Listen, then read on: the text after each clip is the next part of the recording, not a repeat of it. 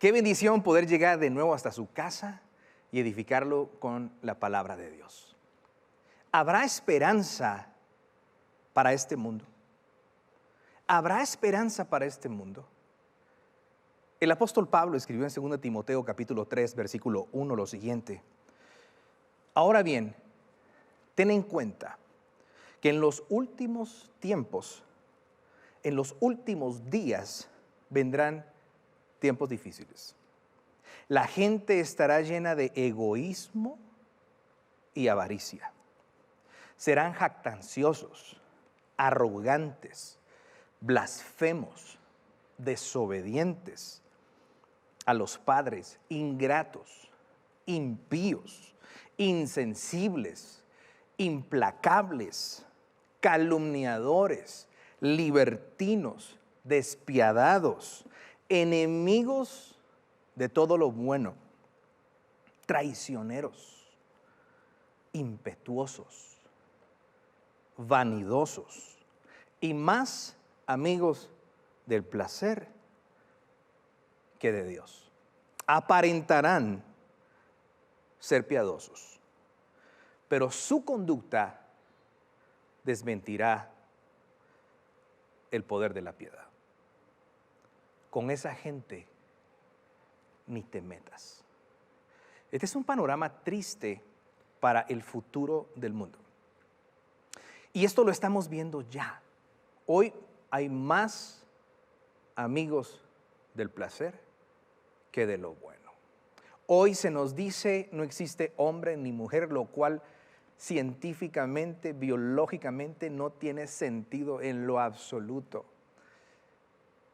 Pero se quiere implantar en el mundo entero esta agenda, esta ideología de género, esta dificultad que le siembran a los niños desde los estudios primarios, preprimarios, que son lo que sienten. Algunos me han dicho, pastor, yo ya no quiero tener hijos, porque el mundo está tan mal para traerlos a sufrir. ¿Habrá esperanza para este mundo? Dice que van a ser traidores, egoístas, avaros, desobedientes a los padres. Esto es un caos.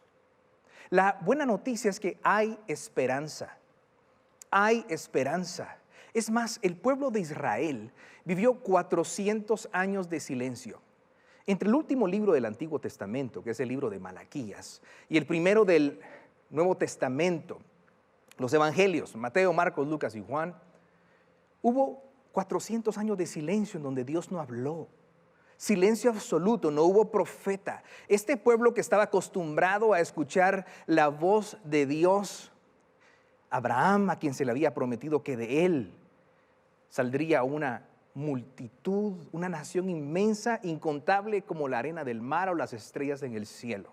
Y que a través de él serían benditas todas las familias de la tierra, refiriéndose a Cristo Jesús, quien sería descendiente del rey David, de Abraham, de este pueblo especial escogido por Dios porque él quiso. No tenía nada extraordinario.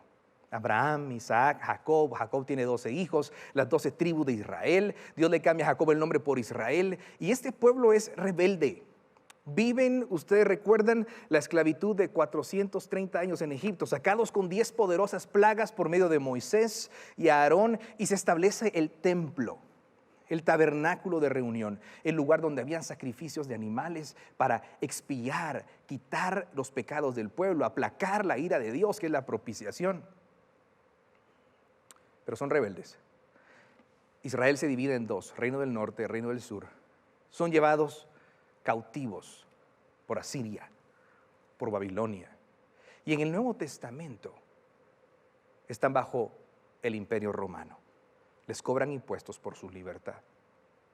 Algo verdaderamente difícil. 400 años de silencio. Esperando la promesa del Mesías, el ungido, esperando que llegara el Salvador que los iba a librar, iba a libertar a los cautivos, que iba a traer provisión al hambriento. Pero había silencio. ¿Habrá esperanza para este mundo? Así como Israel estaba sin una esperanza segura porque no veían y no veían, 400 años de silencio y luego Dios habló y llegó la esperanza. 400 años de silencio, piensen esto, 400 años de silencio. ¿Cuántas generaciones pasaron? Abuelos, bisabuelo, tatarabuelo, tataratatarabuelo, hacia arriba, escuchando silencio de parte de Dios y estando pagando las consecuencias de su desobediencia. Lo bueno es que Dios habló. Y es precisamente en el templo en el que Dios vuelve a hablar. Y en nuestro estudio del libro de Lucas que estamos llevando a cabo hoy en su segundo tema, vamos a ir precisamente a esta historia del sacerdote Zacarías. El lugar en donde Dios vuelve a hablar en el templo. Vamos al libro de Lucas, capítulo 1 y versículo 5. Y dice, en tiempos de Herodes, rey de Judea, hubo un sacerdote llamado Zacarías, miembro del grupo de Abías. Su esposa Elizabeth también era descendiente de Aarón. Ambos eran rectos e intachables delante de Dios. Obedecían todos los mandamientos y preceptos del Señor, pero no tenían hijos, porque Elizabeth era estéril y los dos eran de edad avanzada. Estamos hablando de una pareja, ambos descendientes de Aarón. Usted recuerda que Aarón fue el hermano de Moisés, quien fue el primer sumo sacerdote de Israel. Y resulta que este sacerdote Zacarías y su esposa eran rectos e intachables. Guardaban todos los mandamientos y preceptos del Señor. Y sin embargo, no tenían un hijo. Hay personas que creen que no tener un hijo, que pasar dificultades, es muestra de que estamos lejos del Señor. O es el hecho de decir, a lo mejor es juicio de Dios. O no cuentan con el favor de Dios. Vemos acá qué tan distante está ese pensamiento de lo que la Escritura dice. Rectos e intachables delante de Dios, que guardaban los mandamientos y preceptos del Señor, pero no tenían hijos. Y vean esto, siendo un sacerdote, servía continuamente en el templo de acuerdo al calendario. Y resulta que servía sin tener esa bendición que esperaba, un hijo. Y ya eran de edad avanzada, por lo que la esperanza muy probablemente estaba allá, bien lejos de poder tener un hijo. Sigamos leyendo. Lucas 1:8. Un día en que Zacarías, por haber llegado el turno de su grupo, oficiaba como sacerdote delante de Dios, le tocó en suerte, según la costumbre del sacerdocio, entrar en el santuario del Señor para quemar incienso. Cuando llegó la hora de ofrecer incienso, la multitud reunida afuera estaba orando. En esto, un ángel del Señor se le apareció a Zacarías después de 400 años de silencio. Un ángel del Señor se le apareció a Zacarías a la derecha del altar del incienso. Al verlo, Zacarías se asustó y el temor se apoderó de él.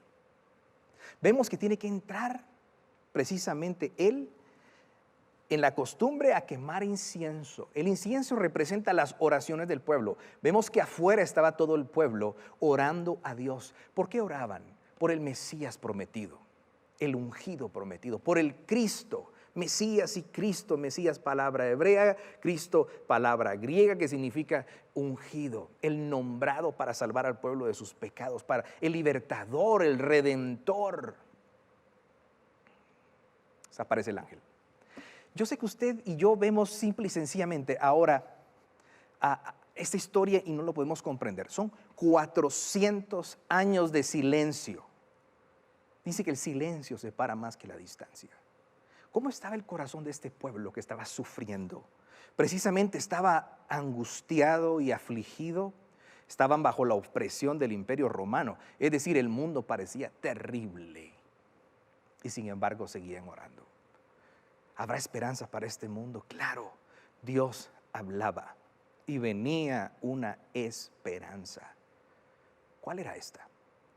Zacarías, asustado porque de pronto se le aparece el ángel.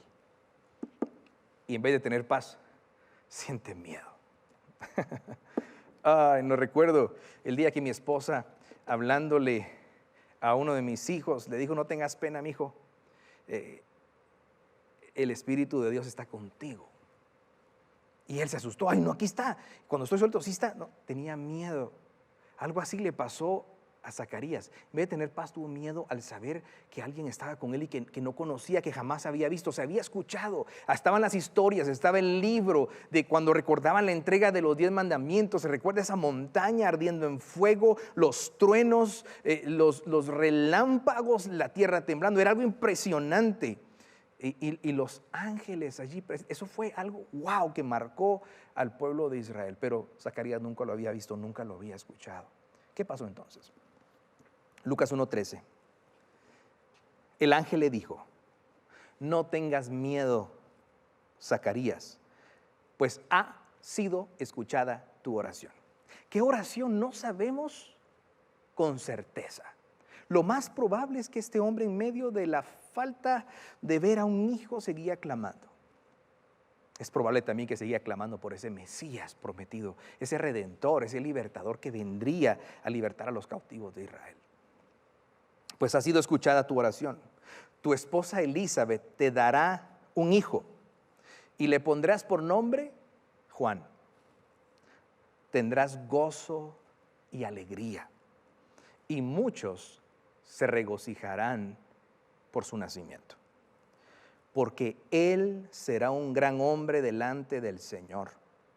Jamás tomará vino ni licor, y será lleno del Espíritu Santo aún desde su nacimiento.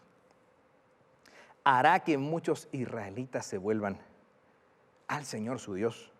Él irá primero delante del Señor con el poder, con el espíritu y el poder de Elías, para reconciliar a los padres con los hijos y guiar a los desobedientes a la sabiduría de los justos. De este modo preparará un pueblo bien dispuesto para recibir al Señor. ¡Wow! Zacarías recibe esta promesa. Sería un gran hombre delante del Señor. No tomaría ni vino ni licor. Sería lleno del Espíritu Santo desde su nacimiento. Y dice que haría que muchos israelitas se volvieran al Señor. Y fue así. Era Juan el Bautista que venía a preparar el camino para Jesús. La esperanza del mundo en medio del caos, en medio de esos hijos desobedientes a los padres, avaros, más amantes del placer que de lo bueno, egoístas, fríos en su corazón. Zacarías estaba oyendo no solo la promesa de un hijo, era un hijo con una misión especial. Es más, ni siquiera iba a poder ponerle nombre, su nombre iba a ser Juan. Y vemos precisamente en Marcos capítulo 1, versículo 4, cómo resulta ser este Juan. Y dice: así se presentó Juan bautizando en el desierto y predicando el bautismo de arrepentimiento para el perdón de pecados. Toda la gente de la región de Judea y de la ciudad de Jerusalén acudía a él cuando confesaban sus pecados. Él los bautizaba en el río Jordán. Precisamente haría que muchos israelitas se volvieran al Señor. En medio de estos 400 años de silencio, muchos habían abandonado la fe. Pero Juan el Bautista venía para rescatar a estos egoístas, avaros, más amantes del placer que del bien. Había esperanza. Es más, iría primero delante del Señor con el espíritu y poder de Elías. Usted recuerda a Elías y tiene que ir a leerlo en Primera de Reyes capítulo 17 al 21 y en Segunda de Reyes capítulos 1 y 2. Ver quién fue este hombre impresionante. Se recuerda de la viuda de Sarepta, que no se le acabó ni el aceite ni la harina, y él comió lo último y se multiplicó y se multiplicó y se multiplicó. Recuerda ese anuncio de la sequía que habría. Recuerda a los profetas de Baal, quienes clamaron por fuego ante su sacrificio para ver si su Dios era real y no pasa nada. Y viene Elías y le echa agua a su sacrificio, un montón de agua. ¿Y en dónde cae el fuego? En el sacrificio preparado por Elías para Dios. Wow, Malaquías 3:1 dice: el Señor Todopoderoso responde: yo estoy por enviar a mi mensajero para que prepare el camino delante de mí. De pronto vendrá a su templo el Señor a quien ustedes buscan. Vendrá el mensajero del pacto en quien ustedes se complacen. Malaquías 4:5, recuerde que es el último libro de la Biblia antes de los 400 años de silencio. Y aquí está la promesa: estoy por enviarles al profeta Elías antes que llegue el día del Señor. Día grande y terrible. Él hará que los padres se reconcilien con sus hijos y los hijos con sus padres. Y así no vendré a herir la tierra con destrucción total. Juan el Bautista vendría con el espíritu y poder de Elías para reconciliar a padres y a hijos. Y lo que está haciendo todo este mover que va en contra de todo lo bueno es separar a las familias. A los niños se les dice en ciertos países: tú puedes ser lo que quieras ser, hombre, mujer o lo que sea, no hay dos. Wow, nosotros amamos a todos, pero si tu papi no lo ama, tú tienes que ser diferente. Nosotros somos familia. Y es que el enemigo número uno de esta agenda, que ama más el placer que el bien, es la iglesia, la familia y el amor por la nación. Wow, la iglesia, la familia y el amor por la nación. Había esperanza en medio del caos. Y era Juan el Bautista, el niño prometido que Zacarías estaba escuchando, pero ya era anciano, de edad avanzada, y su mujer también. Y venía con una misión clara: venía a reconciliar a los padres con los hijos, a los hijos con los padres. Venía a guiar a los desobedientes a la sabiduría de los justos. Y de este modo prepararía un pueblo dispuesto para recibir al Señor.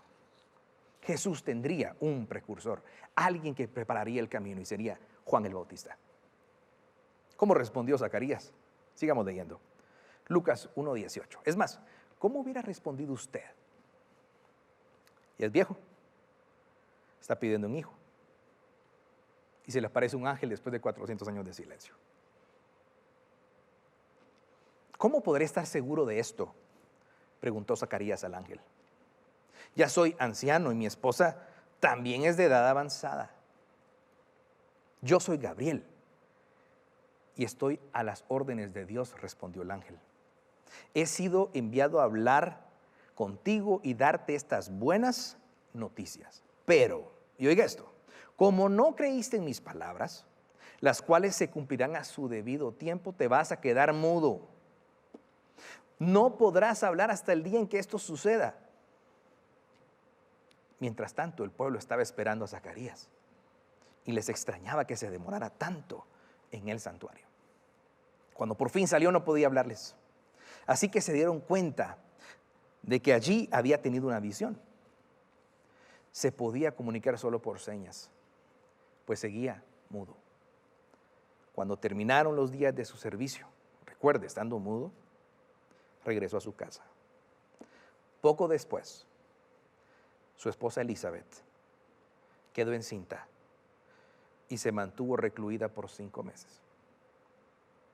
Esto, decía ella, es obra del Señor, que ahora ha mostrado su bondad al quitarme la vergüenza que yo tenía ante los demás. Todos decimos: qué falto de fe este Zacarías. Dígame si no. Todos decimos: qué falto de fe. ¿Cómo va a ser eso? El ángel Gabriel se le aparece, lo está viendo y no cree. Son 400 años de silencio, sin la esperanza concreta, tangible, verla ya, y resulta que no cree. Todos somos así bien espirituales, alegres. No, yo hubiera hecho, Señor, hubiera caído de rodillas. Gracias, Ángel Gabriel, por esta noticia. Recibiré a Juan el Bautista. Edad avanzada. O sea, imagínese usted a sus abuelitos, pero ya entrado en años, que hay abuelitos de 45, 50 años. No, le hablo de abuelitos ya entrados en años. Es decir, ya la mujer le pasó la menopausia, ya está en la menopausia, el hombre ya solo para dar un abracito funciona. Dígame. No cree. Y es que Dios demanda fe. Y Zacarías por eso se queda mudo. Pero muy probablemente usted, y también yo, hubiéramos estado mudos también. Y la historia continúa. Y vamos a seguirles estudiando en las próximas semanas. Pero el mensaje hoy es este. Seamos como Juan para esta generación. Seamos como Juan para esta generación, que prepara el camino del Señor para otros, que prepara a un pueblo dispuesto para recibir al Señor. Y es que en medio del caos de este mundo, la gente no ha experimentado el amor puro y perfecto de Dios, lo que Pablo llama ese amor que la gente pueda comprender cuán ancho, cuán alto y cuán profundo es el amor de Dios en Jesús. Este mundo está patas arriba y nosotros mismos necesitamos un Salvador porque tenemos una naturaleza pecaminosa que tiende hacia el mal. Pero el mundo necesita que usted sea un Juan el Bautista, que usted sea una Juana la Bautista, que nos levantemos y en medio del caos que se ve, traigamos la esperanza del perdón de pecados en Jesús, el norte claro de lo que Dios espera de nosotros, y sus caminos son vida y son paz. ¿Y cómo podemos brillar? Brillemos con buenas obras. Hagan brillar su luz delante de todos, dice la Escritura, para que puedan ver sus buenas obras y glorifiquen al Padre que está en el cielo. Buenas acciones. No somos salvos por las buenas obras ni por las buenas acciones, pero nuestras buenas obras y acciones hablan del Padre que es bueno y compasivo, que hace llover, caer la lluvia sobre buenos y malos, salir el sol sobre buenos y malos. Brillemos. Hay esperanza. El silencio, 400 años de silencio se rompió con el ángel Zacarías para que se levantara este Juan el Bautista que proclamara la venida del Señor. Arrepiéntanse porque el reino de los cielos está cerca, decía. Y ese es nuestro llamado. Ese es nuestro llamado. Cuando estudié en el Instituto Bíblico en Christ for the Nations en Dallas, Texas, no tenía tarjeta de crédito, el dinero pues no era lo más abundante, yo tenía una beca de trabajo, trabajaba por mis estudios, yo pagué mis estudios con mi trabajo, mis papás me pagaron donde yo vivía y lo que comía, allí internado. Todas las clases eran en inglés y rápido nos conectamos con la comunidad latina, y no solo con los latinos, con gente de todos lados, de Bangladesh, de India, de Sri Lanka, de países que yo nunca había conocido. No me imaginaba que existía Nagaland, India, por ejemplo, donde vivía mi amigo Bang Pongfong. Pero nos encantaba con un amigo salvadoreño, Kenneth Mengíbar. Yo me gradué antes que aquel, pero fuimos compañeros de cuarto un tiempo. Tenía carro y eso era una bendición. Íbamos a comer en un lugar llamado Denny's, porque el Grand Slam costaba en ese entonces $1.99. ¡Wow! Huevitos, panqueques, cafecito ilimitado, hash brown, papitas ralladas, fritas. Y estábamos comiendo una noche este desayuno porque era el más barato, cuando de pronto se acerca un señor, colocho, pelo rizado, y dice: buenas noches, jóvenes, qué bueno verlos, ¿qué hacen por acá? Y le dijimos: nosotros estudiamos en un instituto bíblico. Y él nos responde: qué bueno, yo soy un evangelista y quiero invitarlos a comer a mi casa. Se acercó a hablarnos del Señor y resultamos siendo estudiantes de un instituto bíblico. Nos dejó su número para que lo llamáramos y lo visitáramos. Y mi amigo, pues que tenía más recursos y todo, vino a El Salvador a pasear, yo me quedé allá. Cuando regresa le digo, vos, el número del señor aquel, llamémoslo para ir a comer a su casa, si uno no salía a ningún lado. Vos lo perdí, me dijo. Yo lloraba hasta eso. Comida gratis, familia. Él se llama Carlos Ortiz. Es un predicador. Llegó al instituto precisamente a una actividad y allí lo fui a saludar. Y nos invitó a su casa y nos cocinó y comimos. Pero él no se acercó a hablarnos en Denis y a decirnos, jóvenes, qué bueno verlos aquí. ¿Qué hacen en Dallas, Texas? Porque fuéramos cristianos. Se acercó porque él era cristiano. Brillemos con nuestras buenas obras y presentemos el Evangelio de Jesucristo. Una vida consagrada a Dios es la mejor predicación, pero usemos nuestra boca. Ese Evangelio enseña esto. Ni usted, ni yo tenemos esperanza eterna. Somos malos, tendemos al mal, somos pecadores, condenados delante del Dios Santo que no tolera el pecado a muerte y a muerte eterna. Pero todo el que se arrepiente de sus pecados y pone su fe en Jesucristo alcanza misericordia y Dios lo transforma. Seamos ese Juan el Bautista en un mundo de caos. Preparemos el camino del Señor para muchos y prediquemos su Evangelio.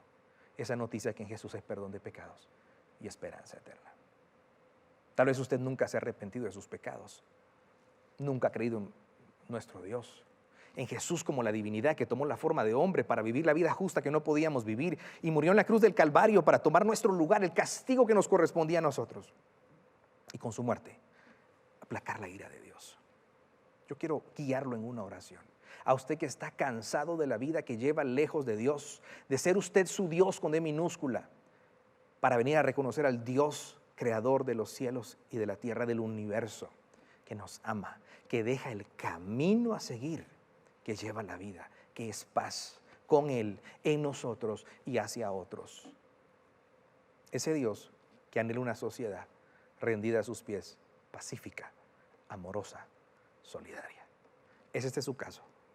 Haga esta oración conmigo y diga así: Señor Jesús, te doy gracias porque hoy veo mi pecado, veo mi maldad. Yo quiero volverme a ti. Arrepentido de mis pecados, vengo a decirte, perdóname porque he vivido lejos de ti. Te he ignorado, te he ofendido, he quebrantado tus mandamientos. Hazme de nuevo. Aquí estoy.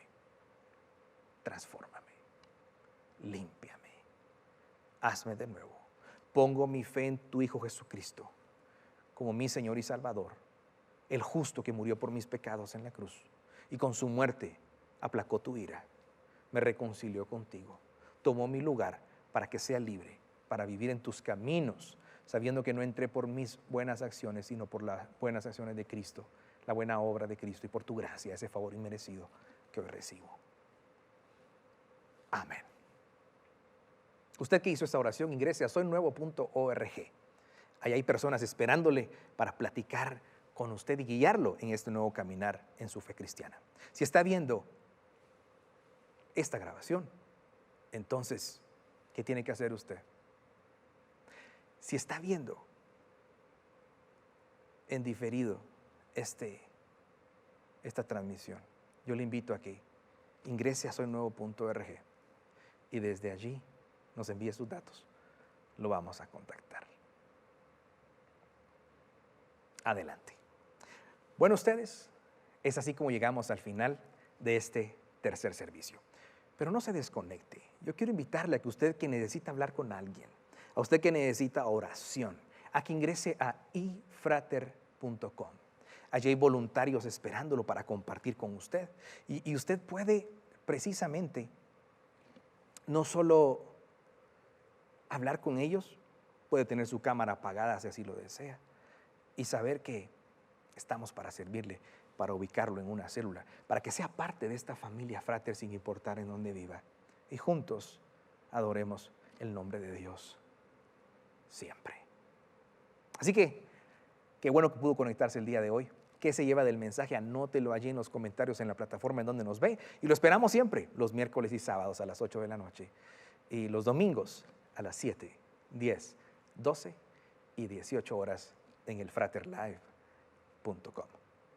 Hasta entonces, que el Señor le bendiga.